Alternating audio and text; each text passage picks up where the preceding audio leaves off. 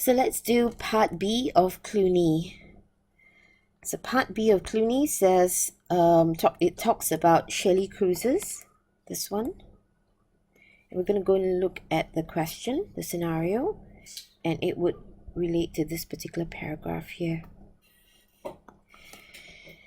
The question says, one part of the company's activities operating under the Shelley Cruises brand provides cruise holidays. Due to economic recession, the revenue of Shelley Cruises business segment has fallen by 25% this year, and PBT has fallen by 35%. The segment contributes 640 million to total revenue in the year to 30th September and has identifiable assets of 235 million, including several large cruise liners. Shelley Cruises brand is not recognized as an intangible asset as it has been internally generated. So this Shelley Cruises brand not recognized as an intangible asset is correct. The treatment is correct. However, in this particular paragraph, you can actually see that the revenue has fallen and the profit before tax has also fallen. And this is an indicator of impairment. So this particular section of the question, you can talk about impairment and the accounting treatment relating to it. So let's go to the answer format that basically explains the exam technique. So the first thing that we're going to do is we're going to talk about the materiality of the financial statement item. So in this particular question, we're going to say that the identifiable assets of Shelley Cruises of 235 million represents how many percent of what and is therefore what, material or not material.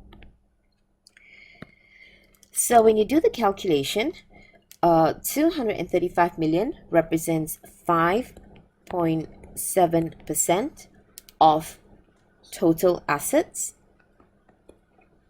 and is therefore material. So we are comparing it with total assets because these assets are in the SOFB and therefore we're dividing it by the total assets. So it would look like something like this. You have got 235 million divided by the total assets of the whole group.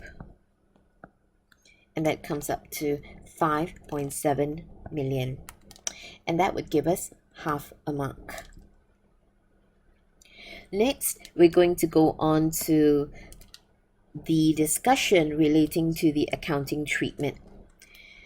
So the first area that we're going to deal with is the area pertaining to the recognition of the impairment. So we're going to say that the revenue pertaining to this particular segment has fallen, PBT has fallen, and according to IAS 36, this is an indicator of potential impairment of assets. As such, the assets under this particular CGU should be tested for impairment and written down to its recoverable amount, and the impairment losses will then be taken to SOPL. So that is 1 mark for the discussion relating to the recognition of the impairment. The next thing that we're going to do is we're going to talk about the measurement of the impairment. So here the formula is given in IAS 36 and the formula is the impairment loss would be the difference between the carrying amount and the recoverable amount. And the recoverable amount will then be the higher of the fair value less cost to sell and value in use. So that's exactly what we're saying here, that the impairment loss will be the difference between the carrying amount and the recoverable amount.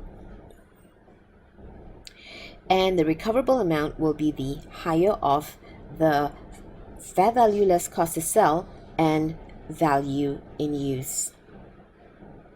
All right, so the impairment adjustment will be put through if the carrying amount is lesser than the recoverable amount.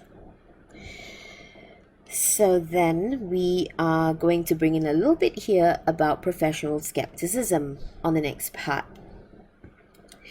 It says here that the calculations involved in the impairment test contain subjective elements such as determining the appropriate discount rate for discounting cash flows to present value and assumptions over projected cash flows of the brand.